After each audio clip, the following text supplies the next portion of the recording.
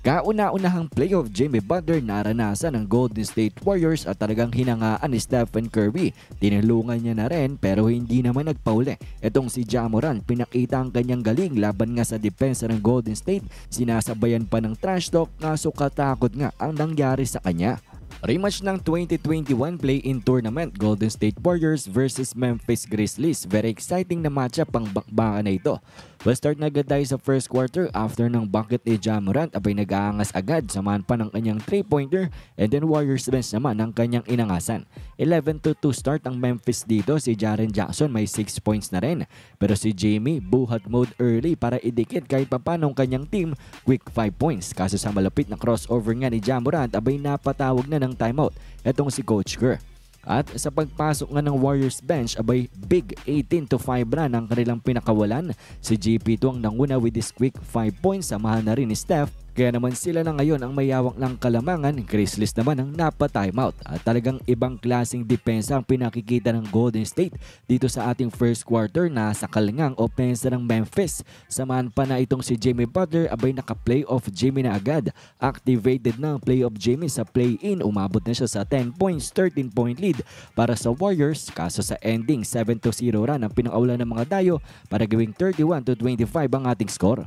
Second quarter natin, itong si Quentin Post laking tulong sa Warriors at kay playoff Jimmy kaya balik din agad sa 13 points ang advantage nila dito sa unang mga minuto natin at depensa pa rin ang puhunan dyan itong Golden State.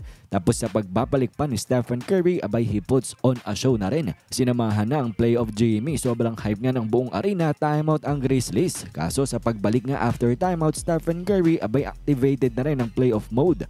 Top 4-point play at kahit nga siya ay hindi makapaniwala, 20 ng advantage dito ng home team. Pero not so fast nga daw sabi ni Ja Morant at dito ay binuhay niya nga talaga ang kanyang team para tapyasin ang 20-point lead na itong ang team ng Golden State Warriors to just single digits. Ang lupit nga rin ang kanyang alley-oop sa kanyang sarili dito off the backboard abay parang play of the year nga ito. Pero kahit papano nanatili nga sa double-digit lead ng Golden State Warriors after 2 quarters, 67-55 after ng great defensive play ni Moody kay Morant. As ating third quarter, dito ngayon nakipagsabayan ng Memphis sa opensa ng Golden State at naging back and forth tayo sa first 4 minutes. Every time ay talagang dumidikit ang mga dayo dito hanggang sa nababa nila sa single digits ang laban, 76-67, timeout si Coach Kerr.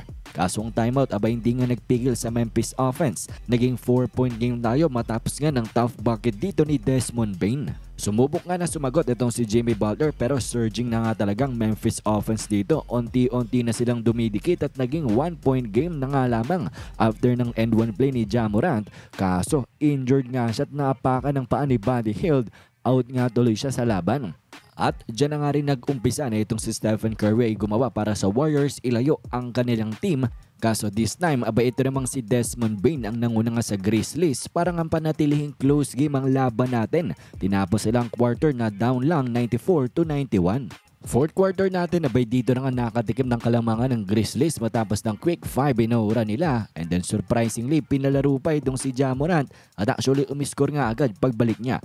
Pero ang Golden State abay bumawi nga dito at kanilang na-retake ang kalamangan. Ang score natin ay 104-101 with 7 minutes left.